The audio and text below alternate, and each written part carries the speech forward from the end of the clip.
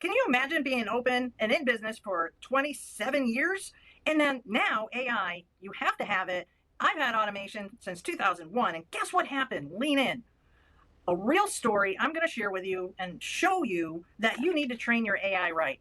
And you might be a little crazy to be in business as long as I have, but I take business very seriously because I don't want you to lose money or sleep by not setting up your bot correctly. So who's this video for? This is for those of you that run a business. You want to take your business seriously. You want to protect your business, and you want, like I said, to be able to sleep better at night, and you want to run more efficiently. Let's dive in. I want you to take a moment and picture yourself all excited about you got a new customer, you had a consultation, everything was explained, you even had consultation paperwork where the client signed.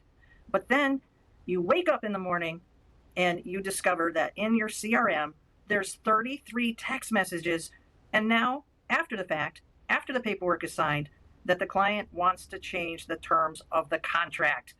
So what I'm showing you is actually just a little bit of behind the scenes about when you actually do train your bot properly, how this can be a good thing for your business, or if you don't train it properly, this particular situation could have gone down south very fast. So first, what happened is in the morning, the client called in and was able to be assisted by my voice AI.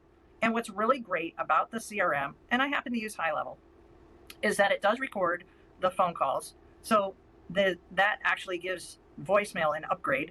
It also will send you a text message. It'll also send you a voice transcription as well. So imagine if you don't set up your AI knowledge base correctly. And I can't wait to show you how to set that up. So I'm just going to scan through this really quickly. And you can see that there was a lot of communication. Now, this was done while I was sleeping.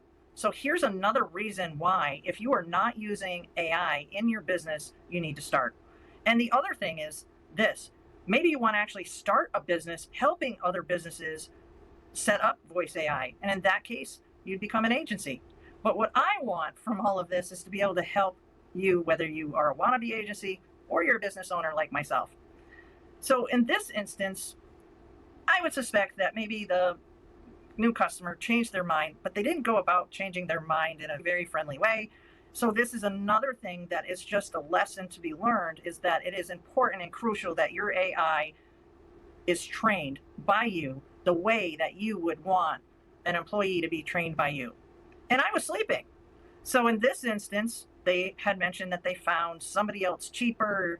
And as the story went, they also had asked that, or told my bot that they were going to be buying the supplies from me to go somewhere else.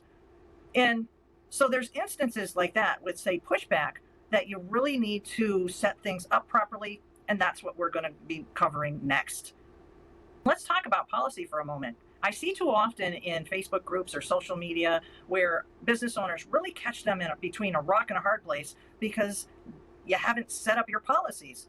And if one thing I do know is, as far as running a business for 27 years, that's a long time, is that your policy is your policy, business is business. And if you treat your business like a business, your business is going to treat you very well. I have actually been charging for a consultation for 20 years, so take it from me.